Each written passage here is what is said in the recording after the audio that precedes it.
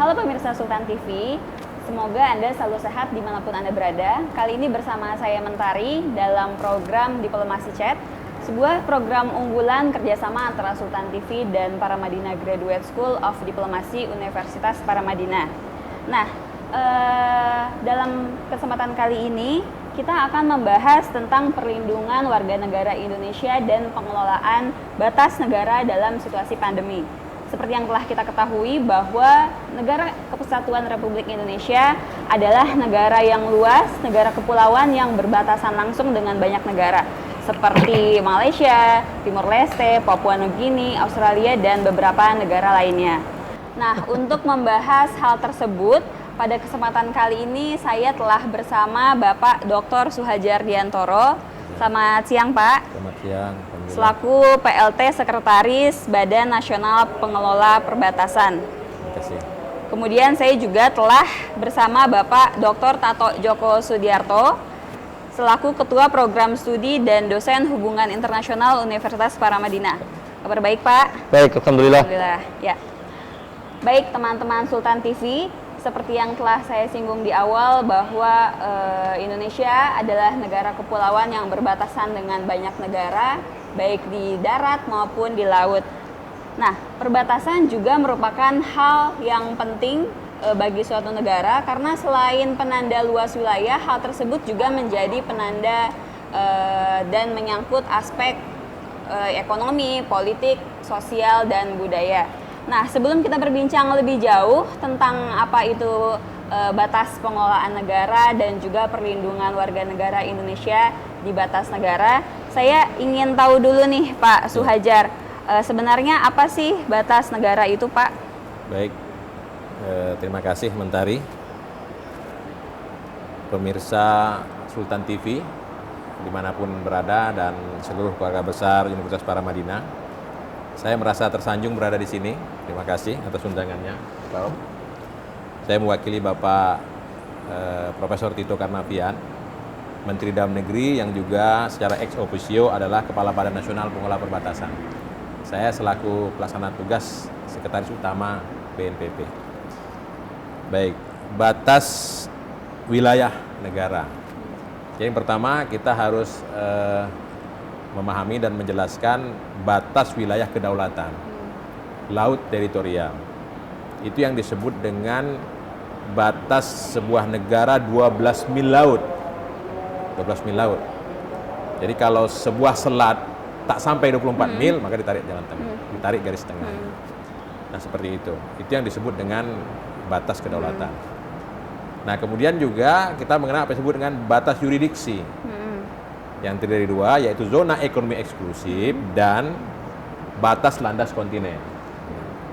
Nah, zona ekonomi eksklusif ini adalah 200 mil dari pulau terluar atau pantai terluar sebuah negara pada saat air surut. Nah, di sini sebuah negara mempunyai hak untuk mengelola sumber daya ekonominya, hak pemanfaatan sumber daya ekonominya, seperti itu. 200 mil. Nah, ada lagi yang kita kenal dengan batas landas kontinen. Itu adalah batas geologis sebuah pulau atau benua bisa lebih 200 mil.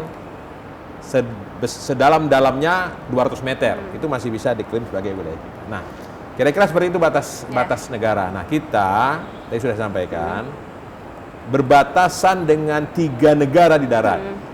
Malaysia, Republik Demokrasi Timor Leste, dan Papua Nugini. Dan berbatasan dengan 10 negara di laut. Jadi kalau di jumlah itu 10 keliling. Mulai dari India, Laut Andaman ke atas, kemari Thailand, Singapura, Malaysia, Filipina, Palau, Papua Nugini, Australia, sampai ke Timor Leste sendiri. Jadi ada 10 negara.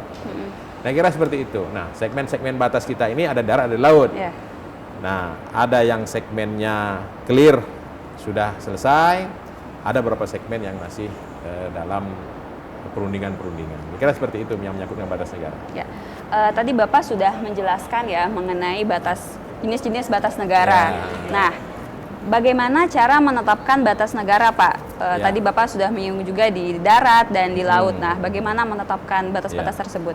Nah, Jadi pada saat Indonesia merdeka, begitu pula Malaysia merdeka, Singapura merdeka, Papua Nugini menjadi negara sendiri dan negara-negara di sekitar kita termasuk Timor Leste, sejarahnya kita sudah tahu semua.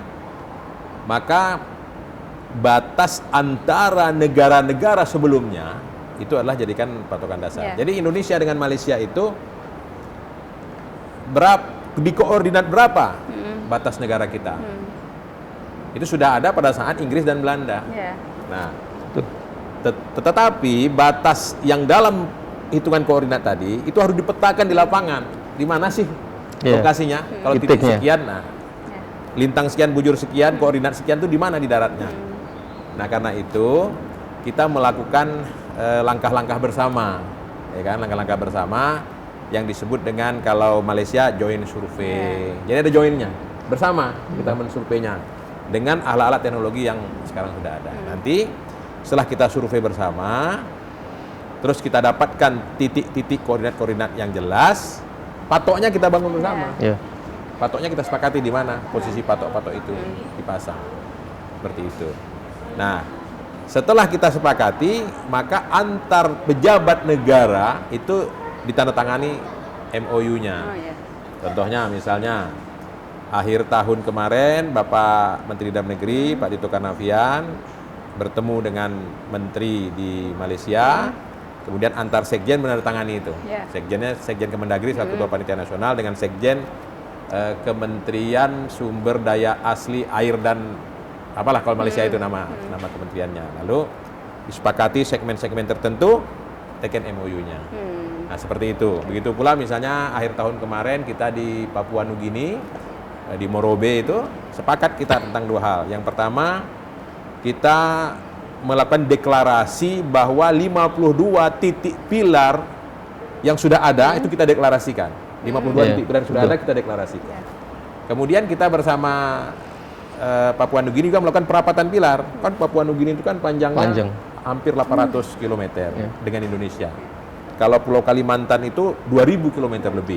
Nah, di Papua Nugini itu kemarin tahap pertama pada saat tahun 60-an itu 52 pilar, kemudian BIG ya, Geospasial dan Dinas Topografi Angkatan Darat kita melakukan perapatan pilar bersama dengan tim Papua Nugini 55 pilar tambahan. Jadi sekarang sudah ada 107 pilar. Yang 55 pilar itu pun di Papua Nugini kemarin kita MOU-kan. Nah, kira-kira seperti itu caranya. Oke, baik Pak.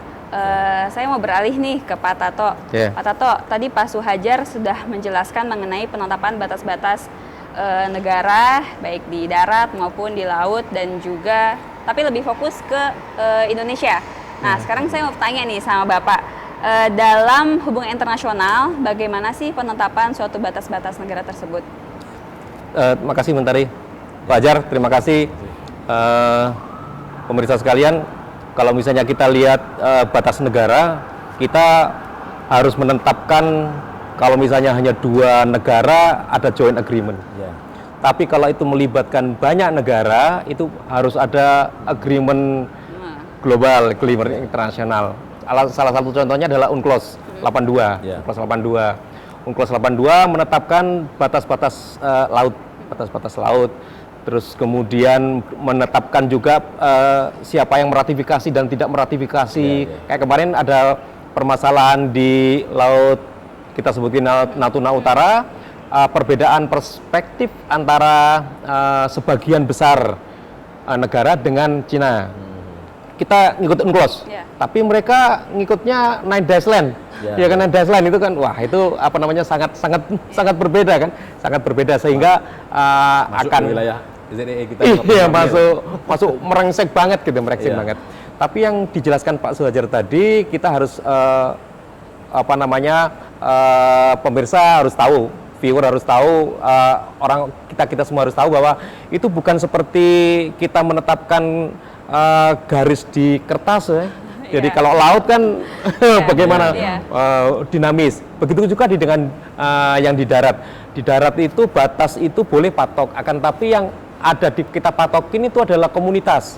Ada komunitas-komunitas tertentu. Jadi daerah sebetulnya kita pengelolanya Pak Suhajar dengan BNPB dipimpin oleh Pak Tito, Prof Tito Karnavian itu mengelola daerah, bukan garis. Nah, kalau sudah pengelolaan daerah, sudah ada ekologi di sana, environment, ada masyarakat di sana, ada hubungan antar masyarakat. Itu yang akan membuat kita kompleks secara ekonomis, security, environment sebagai 3 pilar paradigma dari pengelolaan perbatasan. Ya. Nah, tadi Bapak sempat menyinggung tentang UNCLOS nih, yang merupakan dasar hukum internasional tentang perbatasan. Nah, menurut Pak Tato, apa sih upaya suatu negara dalam menjaga wilayahnya setelah mendapatkan pengakuan internasional? Ya, wilayah-wilayah apabila sudah mendapat pengakuan internasional adalah pertama kali menjaganya dulu, menjaga sebagai prinsip security, sebagai prinsip keamanan. Ada kapal perang di sana, ada Coast Guard di sana, ada yang pengawas, harus ada di sana. Pada saat yang bersamaan kita harus join agreement juga dengan negara yang berbatasan kita agar tidak ada gesekan antara keduanya security. Apabila security di UNCLOS, ya kalau itu laut ya, kalau laut itu laut. Kalau misalnya di darat ya hubungan antar dua komunitas dengan dua otoritas itu harus jadi satu, harus dalam pengelolaan. Karena yang dikelola bukan barang, yang dikelola orang di darat itu. Demikian, Mentari. Oke, baik, terima kasih. Pemirsa Sultan TV, perbincangan kita sangat menarik dan kita akan jeda sejenak, tetap bersama Sultan TV dalam Diplomasi Chat.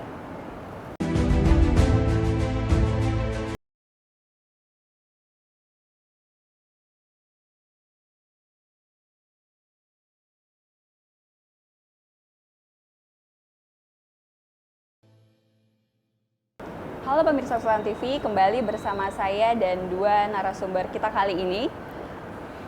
Pada segmen kali ini kita akan berbincang dan mengulas lebih dalam tentang perbatasan. Nah, tadi Pak Suhajar dan Pak Tato sudah menjelaskan di awal apa itu batas negara dan apa upaya yang dilakukan oleh negara dalam mengelola perbatasannya. Nah, saya ingin bertanya nih sama Pak Suhajar. Saya ingin tahu dan tentu teman-teman Sultan TV juga ingin tahu, apa sih Pak perbedaan antara daerah terluar dan daerah perbatasan? Nah, mungkin kita mengulas lebih jauh dulu nih tentang istilah daerah terluar dan terdepan. Maaf. Baik. Jadi keduanya itu adalah daerah kita yang berbatasan dengan negara tetangga. Dulu lebih sering disebut daerah terluar. Ya. Hari ini kita lebih mengedepankan bahwa daerah-daerah perbatasan negara kita itu, visi Bapak Presiden Jokowi adalah menjadikannya sebagai beranda muka NKRI. Betul. Itu yang disebut dengan Bapak Presiden di periode pertama dengan nawacita ketiga, membangun dari pinggiran. Betul. Kalau membangun dari pinggiran termasuk dari batas, seperti itu. Nah, karena itu istilah sekarang terdepan menjadikannya beranda depan. Makanya kalau hari ini kita misalnya, ya mungkin kawan-kawan sudah sampai ke Aruk segala macam, maka Presiden sudah perintahkan kementerian terkait dikoordinir oleh BNPB untuk melakukan upaya-upaya. Tadi kan sudah dijelaskan, ini kita membangun orangnya. Betul. Nah, karena itu yang pertama adalah membangun infrastruktur membuka keterpencilan. Bayangkan sekarang kita ke Aruk, perbatasan negara dengan Biawak Malaysia, Kucing itu. Kalau dulu kan dari Sambas ke Aruknya bisa 6-7 jam. Karena jalannya tidak bagus, jembatannya tidak ada, orang menyeberang pakai penyeberangan. Hari ini kan 1 jam, 5 menit saja kita sampai ke Aruk. Nah, kita sedang membangun lagi misalnya ke Temajuk. Yang berbatasan dengan Teluk Melano misalnya. Seperti itu Kementerian PU dan Kementerian Infrastruktur lainnya melakukan membuka keterpencilan. Ya kan? Dan seterusnya nanti membuka dan membangun infrastruktur layanan dasar. Baru yang ketiga seperti di Aruk sekarang, keterpencilannya sudah, layanan dasarnya relatif sudah bagus, bagaimana menggerakkan pembangunan ekonomi secara mandiri yang berbasis potensi lokal. Semuanya itu diarahkan Pak Presiden menjadikan wilayah perbatasan adalah beranda muka NKRI. Kira seperti itu. Nah, saya ingin tahu nih, selain dalam mengelola perbatasan dan juga tadi sesuai nawacita Presiden dalam membangun daerah pinggiran. Nah, selain itu apa sih Pak fungsi-fungsi dari BNPP itu sendiri? Ya, jadi BNPP ini kan didirikan sesuai dengan amanat Undang-Undang Wilayah Negara. Dalam Undang-Undang itu disebutkan dibentuklah badan, ya kan, untuk mengurus ini. Maka badan ini oleh Presiden, ketuanya diberikan kepada Menteri Dalam Negeri. Karena itu Pak Tito Karnavian, Profesor Tito Karnavian, selain Menteri Dalam Negeri, beliau adalah ex officio Kepala BNPP, ya kan? Ketua pengarahnya Pak Menko Polhukam. Semua Menko-Menko menjadi pengarah BNPP. Ada 27 kementerian lembaga. Nah ini tugas BNPP-nya adalah pertama menyusun kebijakan pembangunan di perbatasan. Jadi kata kuncinya adalah merencanakan pembangunan di perbatasan. Menetapkan perencanaan pembangunan di perbatasan. Di seluruh perbatasan negara, baik itu berbasis kecamatan lokasi prioritas, maupun berbasis pusat kegiatan strategis nasional, berbasis pulau-pulau kecil terluar. Seperti itu. Nah, kemudian yang kedua adalah setelah ditetapkan perencanaan pembangunannya, berapa kebutuhan anggaran pembangunan di perbatasan negara. Yang mengeksekusinya adalah kementerian lembaga tadi, yang ada 27 menteri dan kepala lembaga yang berada di bawah koordinasi BNPP, di bawah Pak Tito dan Pak Menko Polhukam. Nah, baru mereka lah yang mengerjakannya. Sekretariat BNPP melakukan pendampingan di lapangan, termasuk melakukan evaluasi. Ya, kira seperti itu fungsinya. Ya. Nah, BNPP ini kan dibentuk melalui Perpres nomor 12 tahun 2010 ya Pak ya? Ya, sekarang sudah dirubah lagi nomor 17 2017 ya. 17. Nah, jauh sebelum itu, bagaimana upaya pemerintah Indonesia dalam mengelola perbatasan di Indonesia?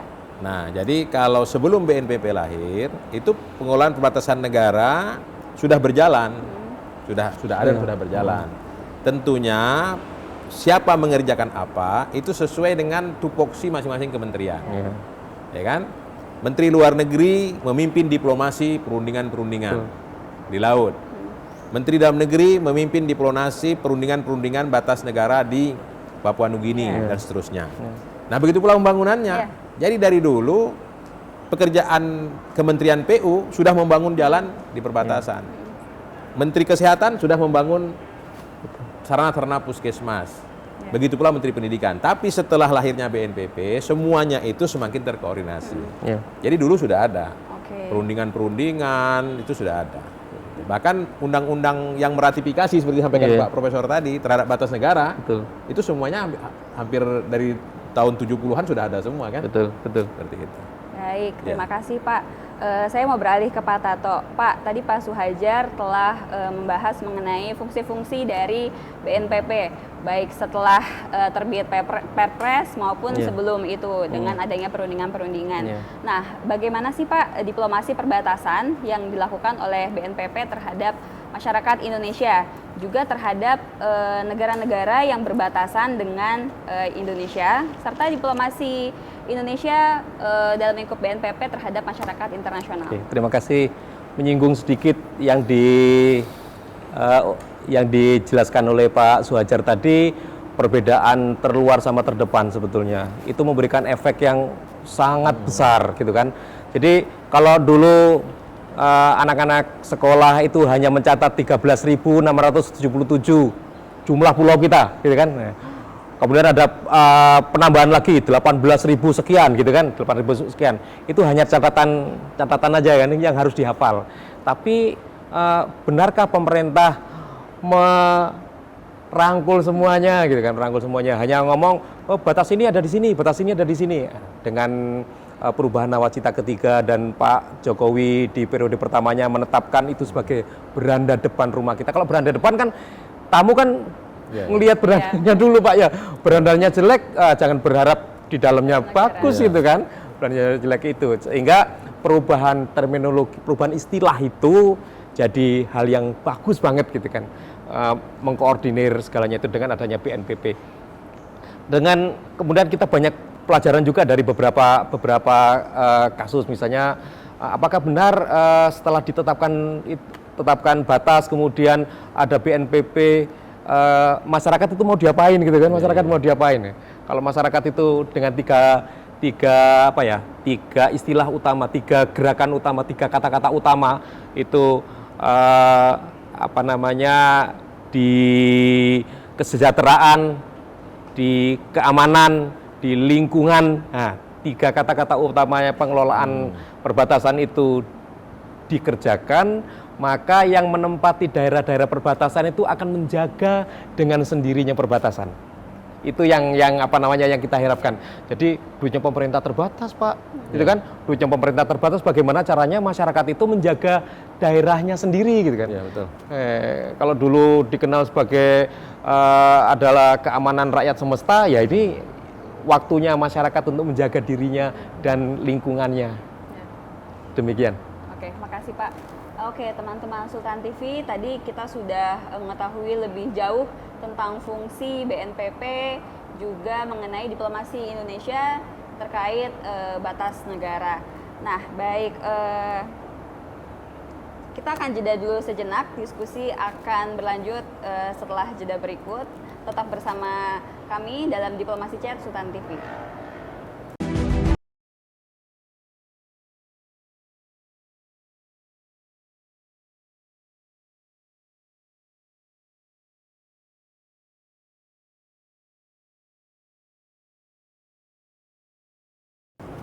Halo pemirsa Sultan TV, kembali bersama saya dan dua narasumber kita kali ini. Tadi kita sudah bicara lebih jauh tentang fungsi dan diplomasi Indonesia dalam mengelola perbatasan. Nah, saya ingin bertanya ke Pak Suhajar. Pak Suhajar, dalam mengelola perbatasan suatu negara, tentu BNPP tidak bekerja sendiri. Tentu pasti ada koordinasi dan kolaborasi dengan lembaga lain. Nah, sejauh ini BNPP sudah bekerja sama dengan lembaga apa saja, Pak, dalam mengelola perbatasan negara Kesatuan Republik ini yang sangat luas? Baik, terima kasih. Benar bahwa BNPP ini kan badan yang mengkoordinir, jadi dia semacam lembaga koordinasi. Jadi yang pertama yang kita koordinir adalah kementerian lembaga anggota BNPP. Jadi kita misalnya nih di daerah yang baru selesai segmen batasnya, belum ada apa-apa pembangunan di sana, maka kita yang meminta PU bangun jalan dulu, bangun jembatan, kemudian perhubungan membangun lapangan terbang perintis. Nah setelah itu baru masuk kementerian yang bertanggung jawab membangun layanan dasar. Karena tidak mungkin ujuk-ujuk menteri pendidikan bangun sekolah dasar di sana, sementara jalannya belum ada. Betul, nah, seperti itu. Jadi fungsi-fungsi seperti itulah yang akan dikoordinir oleh BNPP. Jadi yang pertama itu kita berkolaborasi tentunya dan bekerja sama dengan semua kementerian lembaga yang merupakan anggota BNPP sesuai dengan fungsi-fungsinya tadi. Ya kan tadi ada 27 kementerian. Termasuk sekarang kalau yang membuka keterpencilan itu termasuk Infocom. Karena sekarang satu daerah kalau nggak ada sinyal terpencil dia. Begitu ada sinyal dia tidak terpencil, gitu kan? Nah, dan juga tentunya provinsi dan kabupaten kota. Ya. Ada 1031 kecamatan di perbatasan negara. Kita fokus dulu secara bertahap di 222 kecamatan. Di 222 kecamatan lokasi prioritas ini ada 18 pusat kegiatan strategis nasional, ada sejumlah pulau-pulau kecil terluar. Nah, itu berada dalam 15 wilayah provinsi, jadi ada 15 gubernurnya dan 55 bupati, wali kota, kabupaten kotanya. Itulah fokus kita di sana. Nah, kemudian apakah cukup hanya pemerintah? Jelas tidak. Nah, karena itu kita sudah menggait perguruan tinggi. Ya, tadi kalau dalam diskusi kita ada forum dosen hubungan internasional. Hari ini kami bersama UGM, kami membentuk forum perguruan tinggi peduli perbatasan. Ya kan, ketuanya UGM. Nah, kebetulan ini kita akan segera menindaklanjuti kerjasama 5 tahun berikutnya agar UGM mengkoordinir perguruan-perguruan tinggi melakukan kegiatan-kegiatan di perbatasan, berbasis risetkah dia, praktek lapangan dan lain sebagainya, membantu kita. Nah, ke depan Pak Tito Karnavian sudah memerintahkan saya bagaimana segera merealisasikan kerjasama dengan swasta. Jadi ini kembali ke teori pentahelix. Pentahelix. Dari triple helix ke pentahelix. Bagaimana di perbatasan negara itu ada pemerintah, ada perguruan tinggi, ada pihak swastanya, ada masyarakat yang harus dibangun. Jadi membangun yang Bapak sampaikan tadi, kita sepakat bahwa pembangunan masyarakat perbatasan adalah pembangunan masyarakat menuju masyarakat pembangunan. Karena kalau masyarakatnya tidak jadikan masyarakat pembangunan, dia hanya menanti kedatangan program dan proyek pemerintah, akan terjadi yang disebut siklus kemiskinan. Hari ini dia tidak miskin kan, ada bantuan pemerintah. Begitu bantuan pemerintah tidak ada, dia miskin kembali. Begitu usia teknis sebuah irigasi berakhir, seluruh tanamannya terintrusi lagi air laut, dia miskin lagi. Betul. Nah, ini yang harus kita karena itu fungsi pemerintahan itu kan pertama adalah fungsi pelayanan, melahirkan keadilan. Fungsi pembangunan berujung pada kesejahteraan. Fungsi pemberdayaan ini yang berujung pada kemandirian. Nah, seperti itu arah kita. Jadi dengan menggerakkan 4 tambah 1 lagi media massa yang memprovokasi. Jadi media massanya harus kita pakai untuk provokasi. Masuk TV Sultan ini. Ya kalau ada kritikan terhadap perbatasan, bagi kami itu cermin untuk kita perbaiki. Ini tanggung jawab kita bersama. Jadi kolaborasinya seperti itu kira-kira. Baik, Pak Tato, tadi Pak Suhajar telah menjelaskan mengenai kerjasama BNPP dan lembaga lain, juga apa yang dilakukan oleh BNPP dan lembaga-lembaga tersebut. Nah, dalam kerjasama tersebut tentu ada manfaat yang diraih. Nah, menurut Bapak, apa manfaat ekonomi, sosial, dan keamanan yang diraih oleh Indonesia apabila batas-batas wilayah Indonesia ini dikelola secara maksimal oleh BNPP dan lembaga lain yang terkait seperti yang telah tadi dijelaskan oleh Bapak Suhajar? Terima kasih Mentari. Secara mendasar kita harus bekerja outward looking sama inward looking, bekerja untuk pencitraan di luar dan pencitraan di dalam. Pencitraan di luar kita ngomong diplomasi, ngomong ke masyarakat dunia bahwa kita melindungi dan menyejahterakan masyarakat perbatasan, gitu kan? Itu bisa tercapai kalau inward looking, program dalamnya apa? Ya beneran dibangun, seperti kata Pak Suhajar tadi, beneran dibangun, beneran diberdayakan, dan terakhir adalah kemandirian sebetulnya, gitu kan? Jadi masyarakat perbatasan itu jangan dipikir seperti hanya hidup di Jakarta, di Bandung, gitu kan? Mereka kalau tidak ada stimulus atau media di sana juga benar-benar kosong, gitu kan? Jangan dipikir listrik itu bisa 24 jam gitu kan. Enggak lah, jauh daripada luxury hal-hal yang mewah-mewah. Betul Pak, itu kan. Jadi dengan begitu kan tahun 60 kita sudah punya pelajaran menarik setelah ramai sama Malaysia, banyak eksodus ke Malaysia. Gitu kan. Ada satu yang mudah-mudahan kata-kata ini tidak lagi terulang lagi, bahwa Garuda di dadaku, negara tertentu di perutku. Lah itu ada di daerah-daerah perbatasan.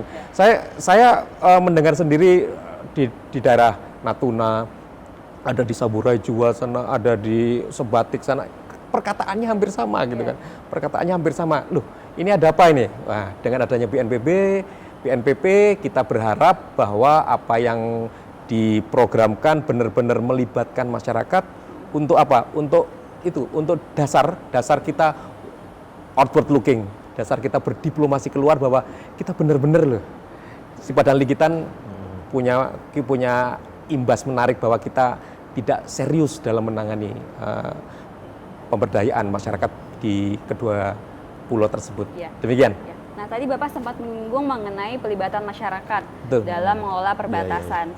Nah, bagaimana pelibatan masyarakat di wilayah perbatasan dalam menjalankan program-program? Mungkin saya lanjut ke Pak Tato dulu nih, Pak Suhajar. Silakan Pak. Sebetulnya masyarakat itu bisa aktif, bisa pasif. Aktifnya artinya mereka sebelum ada BNPP pun sudah hidup di sana. Punya penghidupan, punya penghasilan, punya siklus lah, punya proses berkehidupan lah. Akan tapi kalau misalnya ada BNPP, apa manfaat lebihnya? Itu kan. Jadi mulai ada pembelajaran, mulai ada pengetahuan baru, mulai diadakan training-training apa yang membuat kehidupan di sana tidak miris dan dia berdiri sejajar dengan saudara-saudaranya lain yang di daerah lain gitu kan. Seperti itu. Pelibatannya kalau misalnya BNPP datang ke sana harus tahu dulu sebetulnya masyarakat itu butuhnya apa sih? Bukan program yang tidak mereka butuhkan, kemudian programnya dari Jakarta, dari pusat, nah itu memang harus dihindari. Jadi program yang tidak berbasis kebutuhan masyarakat, harus berbasis ada dasarnya masyarakat butuh baru kita. Baru kita itu kan. Terima kasih. Pak. Nah, bagaimana nih menurut pandangan Bapak terkait pelibatan masyarakat dalam program-program BNPP yang selama ini sudah dibentuk? Baik, jadi tadi saya sudah sebutkan bahwa basis wilayah perbatasan kita kan kecamatan. Ada 1031 kecamatan di perbatasan negara. Nah, kita fokus sekarang ke 222 lokasi prioritas kecamatan. 5 tahun sebelumnya 187. 5 tahun lagi sebelumnya 140-an. Nah, sekarang 222. Jadi Pak Mendagri selaku Kepala BNPB Pak Tito sudah perintahkan saya membentuk 20 tim untuk mengantisipasi apa sampaikan tadi. Betul. 20 tim itu turun sampai ke ujung-ujung pulau itu. Jadi kita sampai ke semua, sampai ke Kebesar, Besar, sampai ke Mimika Timur Jauh, sampai ke Kecamatan Ayau, Serasan yang di Natuna yang Pak Sultan, kita sampai semua.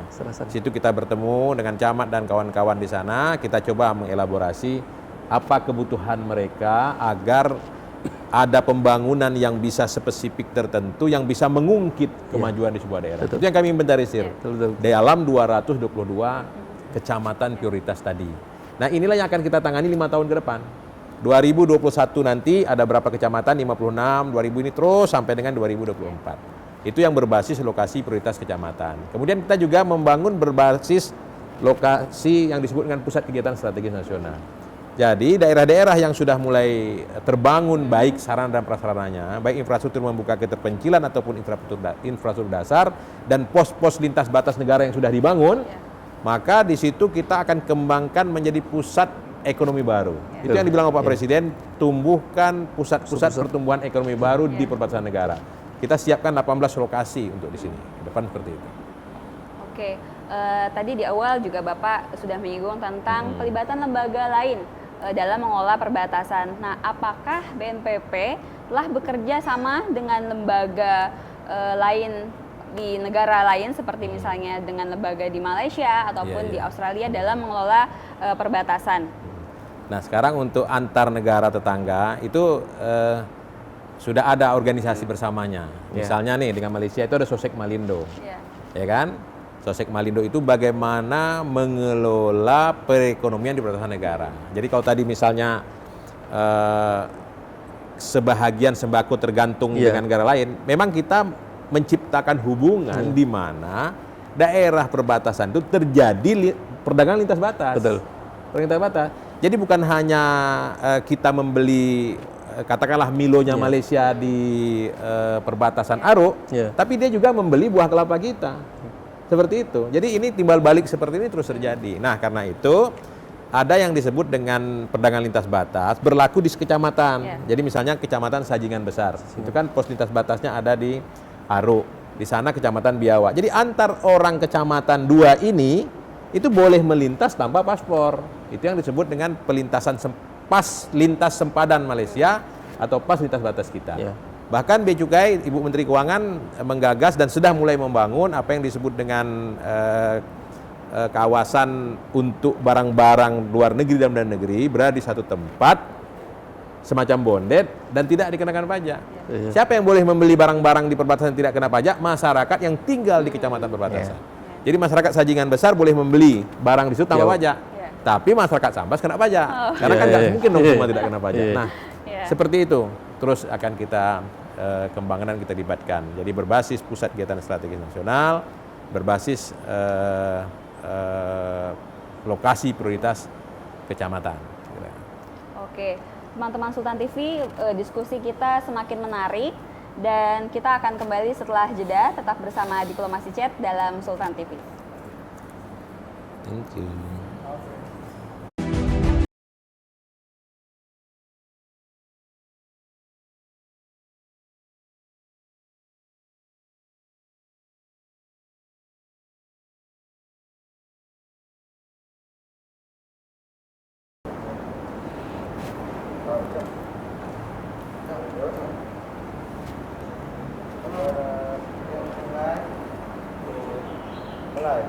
Halo teman-teman Sultan TV, masih bersama saya Mentari dalam Diplomasi Chat. Tidak terasa kita sudah menuju segmen terakhir dalam mendiskusikan terkait pengelolaan perbatasan di Indonesia. Nah, seperti yang kita ketahui bahwa saat ini kita berada dalam masa pandemi, di mana masa pandemi ini membawa kita pada sebuah adaptasi baru dan juga keadaan yang mungkin tidak pernah kita pikirkan sebelumnya. Nah, Pak Tato, menurut Bapak, apa perbedaan pengelolaan wilayah perbatasan yang dilakukan oleh Indonesia selama pandemi COVID-19 ini? Ya, terima kasih Mentari. Ini adalah seumur hidup saya baru sekali ini Pak, pandemi ini. Sebelumnya memang tidak pernah kita pikirkan. Protokol awal untuk berlaku secara umum adalah kehati-hatian, terus kemudian melindungi diri sendiri dan komunitas, terus kemudian secara sistem harus dibangun peraturan-peraturan agar penyebar luasannya tidak sampai masif gitu kan. Itu yang umum. Dikarenakan kita punya beberapa lokasi pelintas batas, baik orang maupun yang membawa barang, maka hal tersebut harus berlaku juga bagi mereka gitu kan, karena kalau misalnya dengan Malaysia kita dua-duanya sama lumayan terhantam pandemi banyak gitu kan. Artinya yang kemarin surat apa yang boleh sekarang harus ditambah dengan prasyarat. Prasyaratnya adalah prasyarat kesehatan. Terus kemudian peraturan lain yang istilahnya protokol itu harus dikuatin gitu. Artinya kan anak buahnya Pak Suhajar di perbatasan itu harus difungsikan untuk pengawasan seperti itu Pak ya. Kemudian menjalankan peraturan baru dan mengawasi lebih ketat lagi agar pandemi ini tidak meluas ke kita, baik dari kita ke dia atau dari dia ke kita gitu kan. Vice versa itu timbal balik lah antar dua itu saling menjaga. Saya pikir itu ya protokolnya harus diperkuat di masing-masing perlintas batas lah. Permasalahannya mudah-mudahan perlintas batas yang liar itu sudah terdeteksi juga dan itu juga menjadi concern keamanan protokol kesehatan. Begitu Mentari. Terima kasih. Baik, Pak Suhajar, seperti yang telah kita ketahui bahwa di masa pandemi ini seluruh negara menerapkan pembatasan sosial, termasuk juga Indonesia. Kalau di sini kita kenalnya PSBB. Nah, tapi kan lalu lintas orang dan barang di perbatasan itu kan tidak bisa terhenti ya Pak ya. Nah, menurut Bapak, ada gak sih Pak perbedaan yang signifikan di pos lintas batas, seperti yang juga tadi telah disinggung Pak Tato, selama pandemi dan sebelum pandemi? Silakan. Baik, bagaimana kita ketahui bahwa di 5 tahun pertama Pak Presiden telah membangun 5 pos lintas batas negara, PLBN. 1 di Seko, Papua, perbatasan dengan Provinsi Sepik Barat, ya, Wutung, Panimo ibu kotanya. Kemudian 3 di berbatasan dengan Timur Leste dan 3 di perbatasan Kalimantan. Nah, jadi tentunya semua berpengaruh ya dalam pelaksanaan kegiatannya. Maka selama pandemi ini 31 Januari yang lalu Papua Nugini tutup dulu. Jadi perbatasan Seko kita tuh sudah mulai tak melayani karena Papua Nugini tutup. Kecuali ada sejumlah orang yang pulang, ada pegawai kedutaan besar yang pulang ke kita, ada PMI kita yang bekerja di perkebunan di Papua Nugini yang pulang, jumlahnya tidak banyak. Begitu pula ada sejumlah orang Papua Nugini yang ingin pulang. Itu antar pemberitahuan ke kita lakukan protokol. Nah, begitu pula di Malaysia dan Timur Leste perbatasannya. Malaysia kan pertengahan Maret mereka memang tutup, tapi PMI-nya boleh pulang. Jadi dia tutup kawalan pergerakan orang, tapi pekerja migran Indonesia boleh pulang. Nah, jadi yang paling sibuk adalah di perbatasan Aruk dan Entikong. Ini. Nah, tentunya penerimaan kita atas pekerja migran Indonesia yang pulang dari Malaysia dalam suasana COVID pandemi 19 ini adalah dengan menerapkan standar protokol kesehatan COVID-19 yang ketat sesuai dengan standar internasional. Jadi dari awal begitu gugus tugas mengeluarkan pedoman protokolnya, kita langsung terapkan di lapangan. Jadi kita siapkan APD-nya untuk pegawai karantina kita, kemudian seluruh barang yang masuk disemprot segala macam, terus riwayat kesehatannya ditanya, suhunya ini. Kalau ada yang di atas 37 langsung dievakuasi ke rumah sakit, kemudian baru dipilah mereka pergi kemana. Nah, yang terbanyak itu ternyata Jawa Timur. Ya, Jawa Timur, terutama Madura. Yang kedua adalah Jawa Tengah, yang ketiga adalah Nusa Tenggara Timur, dan yang keempat Nusa Tenggara Barat. Dan sejumlah destinasi lainnya mereka pulang. Nah, kita mendata mereka dengan rinci, kemudian kita kirim suratnya sampai ke bupati.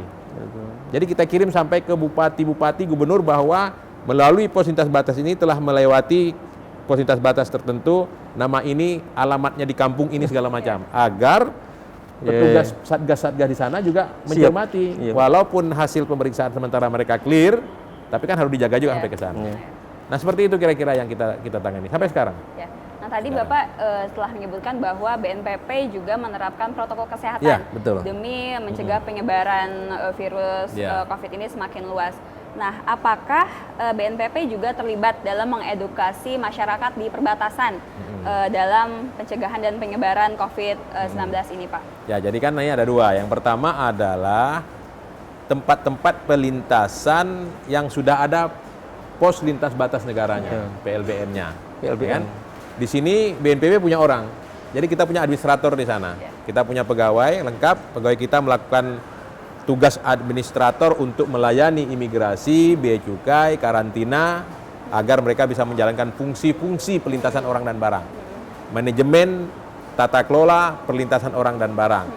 Nah, di sini kita full melakukan sosialisasi, kita melakukan edukasi, itu ya yang pos itu. Nah, yang kedua adalah pos-pos lintas batas yang belum PLBN. Nah, itu di pos-pos lintas batas yang belum PLBN itu ada yang sudah ada imigrasi dan bea cukainya, ada juga yang belum. Nah, itu kelompok kedua. Kelompok ketiga adalah tempat pelintasan orang dan barang yang memang petugas pusatnya belum ada. Ya kan? Itu yang selama ini disebut jalur tidak resmi. Nah, kita berkoordinasi dengan bupati-bupati, kalau misalnya di Kalimantan Barat itu mulai dari Sambas, Bengkayang, Sintang, Sanggau, Kapuas Hulu. Nanti kalau masuk sampai ke Kalimantan Timur itu Mahakam Hulu. Terus Malinau di Kalimantan Utara dan Nunukan. Nah, bupati melakukan langkah-langkah di sana. Kalau di Sintang itu pada hari yang mereka khawatir tutup. Jadi pelintas batas tidak ada. Nah, namun demikian di daerah-daerah yang jalur tidak resmi itu rata-rata masyarakatnya adalah masyarakat setempat. Jadi masyarakat di kecamatan itu. Jadi kalau mereka pulang, ya kan tidak mungkin dong mereka pulang, tak boleh kan, nggak mungkin. Rakyat kita harus dilindungi kan, bergerak kemana saja lindungi Undang-Undang 45 kan. Nah, karena itu Pos Pamtas berperan di sana. Pak Menteri Dalam Negeri selaku Kepala BNPB di awal sudah membuat surat kepada Panglima agar Pos Pamtas membantu full lah untuk pelintasan-pelintasan yang belum ada PLBN. Lalu kemana Pos Pamtas membawa mereka? Ya berkoordinasi dengan puskesmas setempat. Itu diperiksa. Nah, aman mereka bawa ke tempat tinggalnya masing-masing. Lakukan isolasi 14 hari. Kalau ada gejala bawa ke rumah sakit. Kalau di perbatasan itu misalnya Sintang, nah itu rumah sakitnya rumah sakit COVID. Tapi Sanggau nggak ada. Jadi kalau ada orang gejala di sana bawa ke Sintang. Ya gitulah kondisi perbatasan kita. Oke, baik. Terima kasih Pak Suhajar dan Pak Tato. Tadi kita sudah diskusi panjang lebar tentang perbatasan wilayah. Tentu ini sangat bermanfaat bagi teman-teman Tuta TV dan juga saya nih. Nah, sebelum kita closing, saya ingin mempersilahkan Pak Suhajar untuk menyampaikan closing statement. Silakan. Baik. Jadi saya ingin menyampaikan bahwa pembangunan di perbatasan negara inilah tanggung jawab kita bersama. Seberat-berat mata kita memandang, lebih berat rakyat yang memikul, yang hidup di perbatasan itu. Nah, karena itu saya mengajak semua orang yang peduli atas perbatasan ini, mari kita bahu-membahu membangun perbatasan negara, rakyat di perbatasan negara, karena ini adalah janji dari negara pada saat mau merdeka. Dalam pembukaan Undang-Undang 45 disebutkan melindungi segenap bangsa Indonesia, mencerdaskan bangsa Indonesia, ya kan, dan meningkatkan kehidupannya kepada seluruh rakyat, bukan hanya rakyat di Jawa, rakyat di Sumatera, rakyat di kota-kota, tapi rakyat sampai di perbatasan negara. di lembah-lembah, di gunung-gunung, di pulau-pulau terpencil, tempat di mana patok-patok negara kita pasang, terus kita minta turut mereka menjaganya. Seperti ini yang ingin disampaikan pada kesempatan terakhir ini. Terima kasih. Oke, baik. Terima kasih Pak. Saya mau beralih ke Pak Dato, silahkan untuk menyampaikan closing statement-nya. Oke, terima kasih. Kehadiran perguruan tinggi dalam rangka pembelajaran perbatasan merupakan sesuatu yang harus dilakukan. Kontribusinya, sumbangannya, bagaimana pemerintah membuat perbatasan ini menjadi lebih tangguh, lebih dikdaya, lebih menyejahterakan, lebih membuat kita nyaman melihat mereka mandiri, sejahtera, sama dengan warga negara Indonesia yang lain. Jaminan hak dan kewajibannya sama. Artinya tidak boleh terlenakan oleh pemerintah, tidak boleh terlenakan juga oleh kita-kita sebetulnya. Itu adalah saudara-saudara kita yang perlu juga gitu kan. Misalnya kalau ada sharing sharing sekarang zamannya sharing virtual gitu kan ya, dengan teman-teman saudara-saudara kita di perbatasan, itu akan sangat-sangat berguna bagi kita. Dan juga pembelajaran seperti ini membuat kita yakin dan percaya bahwa negara kita itu luas dan kadang-kadang nggak terpikir oleh orang Jakarta, oleh orang kota-kota besar bahwa ada ya daerah kita yang namanya aneh gitu kan, daerah yang kita yang susah terjangkau, nggak bayangin hanya bisa naik Transjakarta, LRT, MRT gitu kan. Mereka, benar kata Pak Suhajar tadi, mereka yang lebih memikul beban dibandingkan kita yang hanya diskusi. Terima kasih Pak Suhajar. Ya. Terima Baik, kasih. terima kasih Pak Suhajar dan Pak Dato telah berbagi pengetahuannya dan membagi pendapatnya juga tentang perbatasan dan pengelolaan Indonesia dalam mengelola perbatasan. Nah, tentu pemirsa Sultan TV sekarang sudah lebih mengetahui dan menambah pengetahuannya tentang perbatasan wilayah di Indonesia. Nah, terima kasih kepada narasumber dan juga kepada pemirsa Sultan TV yang telah menyaksikan acara Diplomasi Chat kali ini. Akhir kata saya ulangi yang ini ya. Akhir kata saya Mentari pamit undur diri. Semoga teman-teman Sultan TV selalu dalam keadaan sehat. Wassalamualaikum warahmatullahi wabarakatuh. Waalaikumsalam warahmatullahi wabarakatuh.